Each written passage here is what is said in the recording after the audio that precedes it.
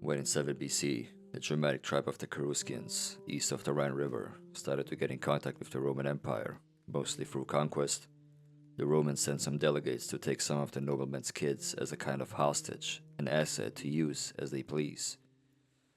One Cheruscian leader, Segeste, allowed him to take 2 children with him, and so he chose the 2 sons of the nobleman Segimerus to be taken, Arminius and Flavius, with Arminius, or in Germanic, Hermann, being 10 at the time. They took him to make brave Roman citizens out of him, and when they grow up, they should represent Rome when they return. The Romans hated the Germans and their territory. For them, they lived in mud and dirt like animals, had primitive lifestyles, bad infrastructure, and no water systems. But most of all, they hated the days-long marches through, as Tacitus described, the repulsively tight forests and marshes. It made many soldiers shiver with fear. The people lived in total anarchy. There were different tribes, some speaking completely different languages with different cultures. They lived in harmony with nature.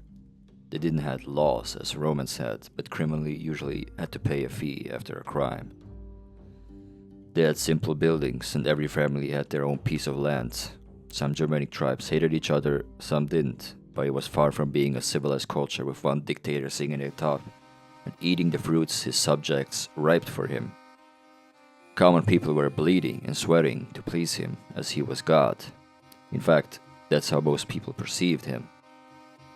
So Arminius, or Hermann, grows up to become part of the Roman military machinery. In 1 AD, he takes part in the Pannonian Wars in the Balkans and earns himself respect and full Roman citizenship. In 7 AD, Emperor Augustus chooses Publius Varus to be governor of the Cheruscian region, and he in return chooses Arminius, as he became a brave lieutenant, to accompany him to his day. But even before that, Romans liked to say, and even print on their coins, Germania capta. So Germania has been conquered, when in reality that was completely made up. Basically just to make a name for themselves and convince people at home how powerful they are. So they take a trip there, again through the tight forests, and Arminius gets to see his family again. He begins to feel pity for his own origin, as the Romans squeeze every ounce of goods out of them. The Germans were forced to work as hard as they could to please their overlords, with barely anything left for themselves. Besides that, no one was allowed to carry a weapon or protect himself. They also liked to build golden statues of Emperor Augustus in the middle of the settlement in Hessen-Anderland near Waldgirmes. With cult-like behavior, they worshipped a mortal man who loved conquering new lands, collecting taxes, and giving himself to hedonistic pleasures. So when they began their march there, they didn't only took military men, but also lots of civilians and merchants to make their life there a bit more comfortable. They also took some slaves with them, just so they don't have to get their own hands too dirty. Arminius was made head of the assistance force, made of Germanic mercenaries who didn't really care much about any emperor, to check the ground there first before the main army, together with the civilians, showed up. The main army was around 15 kilometers long when they spread thin along the routes, but of course they didn't have the luxury of pathways to walk upon. Varus just took his right to involve himself into local affairs, but also had small rebellions crushed along the way. Arminius was beside himself, because when he was a kid, he remembers his people to be free and proud warriors. Tales of honor and bravery were told around the campfire. Looking around him now, all he sees is pity, slaves of a powerful elite. What was he really fighting for? Was it for the glory of civilization? Or just the lust of conquest of a bloodthirsty band of psychopaths? How can he live with himself, assisting in enslaving his own people, and to kill everyone who resists? And living freely was everything for a German man or woman. But there was nothing they could do. Unless someone came up with a brilliant idea to get rid of the Romans. Everyone thought it would be just pure suicide to mess with the might of the Roman army. 3 legions were assembled to keep the peace in the region. They felt very comfortable in their dominant position over the Cheruscians. No one would be crazy enough to mess with the Roman Empire. Anyone's career and life would be over who would try something so stupid. Arminius thought about it. On one hand, a comfortable and well-paid life and position as a military commander under the Roman might, or risking it all to liberate his people with no guarantee of succeeding or even staying alive. So he made a decision. He just couldn't bear the feeling of enslaving and exploiting his own tribe and keep oppressing more and more nations and tribes.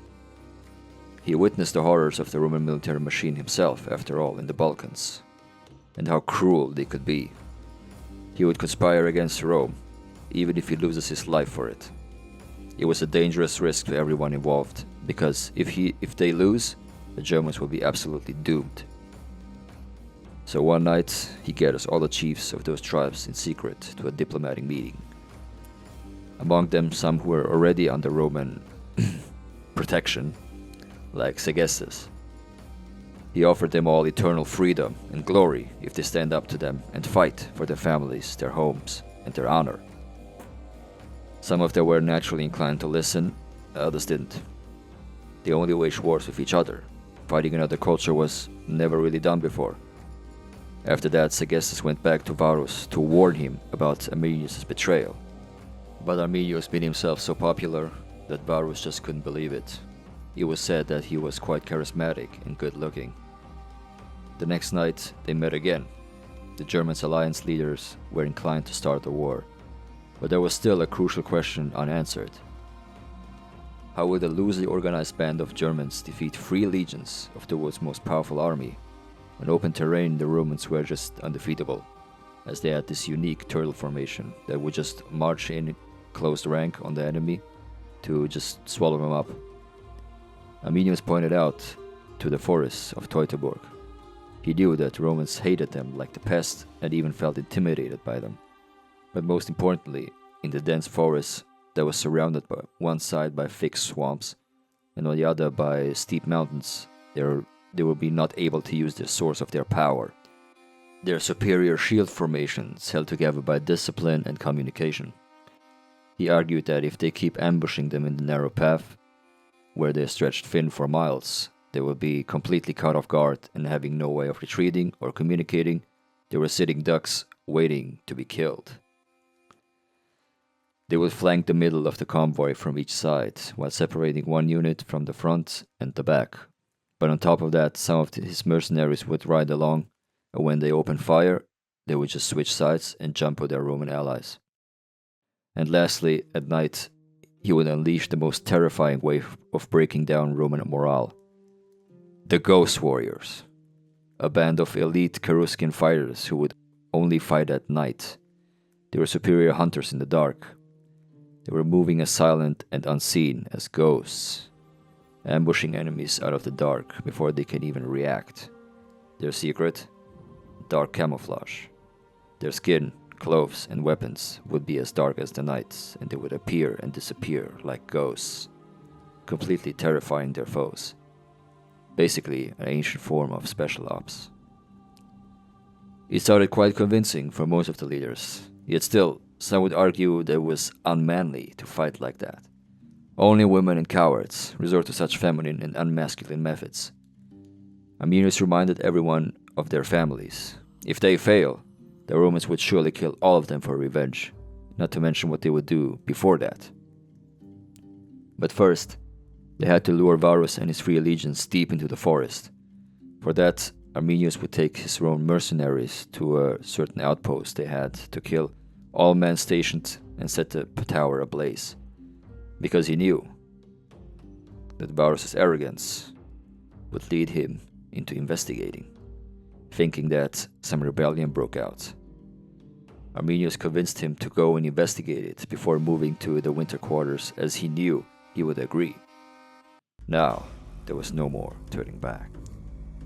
The Germans started seeing the vast army on the horizon approaching the forest. They started hearing the clinking of their armor and the steps they are taking. That was heard for miles. While they were sneaking around with light equipment, staying uphill and fast on their heels, waiting to fall down on them. They watched them as they chopped wet trees to build little bridges. At that point, the whole of them were 2 kilometers long stretched. Their number was almost 20,000 men, plus some civilians. The men started sweating and swallowing as they prepared for first blood. Then it happened. The horn was blown, and projectiles from slingshots together with spears started raining down on the unsuspecting Romans. Then, the horde of Germans clamped down on a stripe of Roman soldiers. The mounted flank support switched sides and started attacking viciously. The surprise effect had a profound impact, and many Romans succumbed. Wagon and civilians made it difficult to get reinforcement, and big chunks of the army met death. It was a very undisciplined bunch with no real marching orders, yet there was still a functioning structure. After that, reinforcement arrived and the horde withdrew back into the woods. Shocked, Varus asked Promonius, his second in command, what the hell just happened, where Arminius is. He ordered the army to stay put and build a camp for the night. Varus, instead of calling for help, insisted that he can deal with the situation himself. The next day, Varus orders all the slow wagon filled with supplies to be burned. He was kind and generous enough to take all the civilians with him and assure them special protection. Then, as they marched on, the next day, Varus orders all the slow wagon filled with supplies burned, and of course he did what every gentleman would do. The civilians, many of them women and children, were left for dead. It didn't seem that the German warriors were after them. They most likely just took them captives, but not much about it is known. At night, Arminius unleashed his secret weapon, the Ghost Warriors.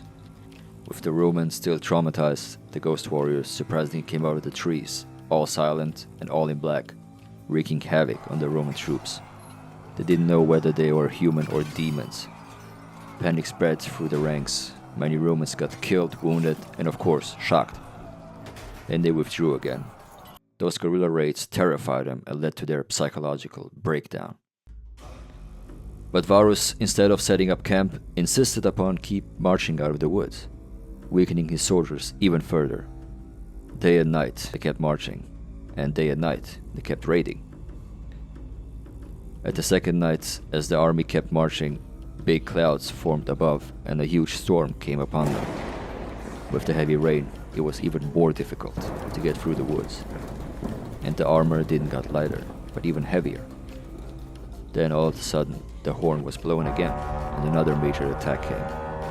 This time it was even more brutal than before. They unleashed decades of anger onto them. As panic spread, some tried to flee. They stumbled in the night and in the rain, and their faces made a mixture of dirt, water, and blood, before many more were killed. When the Germans withdrew again, Varus was just left speechless. It wasn't about winning this anymore. Now it was about surviving. And when Promonius suggested to let him ride to the next palisade, he got permission. When in reality, he only tried to save his own skin and tried to ride away back into Roman territory, but got caught on his way and was also brutally killed. Just keep going, out of this goddamn forest, was the motto. Arminius was, of course, aware of which path they would take and always stayed one step ahead. There were fallen Roman soldiers hanging on trees with brutal wounds. It should show him one last time how much they sinned and what would await them too. They had to march through a bottleneck or a choke point. That's where the final trap would close in on them and finish them for good. Just as they finally got out of the forest and they saw flat terrain, Germanic tribesmen came out of the high grass field and launched their final attack. At that point, there was no structure anymore, many succumbing to the immense pressure, so demoralized that they just completely panicked. Some surrendering, some trying to flee, but it was all in vain. And Varus even killing himself, like the coward he was. This victory meant a whole day of plundering. Men went through their area, stripping dead soldiers of their armor, weapons, jewelries, and such. Captured Romans were killed, and Varus' head went on a pike before it was sent back to Rome. Augustus later shouted out loud, "Varus, give me back my legions!" while he was walking through his palace, plucking out his hair. Instead of taking responsibility and admitting that they are not invincible, many Romans blamed the weather, fortuna, or betrayal of Arminius and his men, or just simply bad luck. The Romans lost 3 full legions, almost 20,000 men strong, while the Germanic warriors counted for around 5,000 men, with minimal losses. Arminius, or should I say Hermann, was the hero of the day, and unquestionably the leader of the Cheruscians, and an important figure for all Germans across the realm. Celebrations were heard all across the forest. 6 years later, they sent another legion to take revenge, but what they saw just completely shook them to the core, as there were many dismembered bodies and heads nailed on trees. They got pushed back again and were never able to retake the territory again. There is a huge statue of Hermann at a hilltop of the Teutoburg Forest. On one side of a river in the Niederrhein area was a city protected with palisades, with golden statues, forums, bathing buildings, and town squares, with people praising and working for a man very far away who has no interest in his people, with a culture that thought of itself being superior to the rest of the world, while on the other side, a settlement made of houses with simple wood, clay, and hay, where people lived day in and out in nature with their fellow human beings, sometimes hard, but free and independently for centuries to come.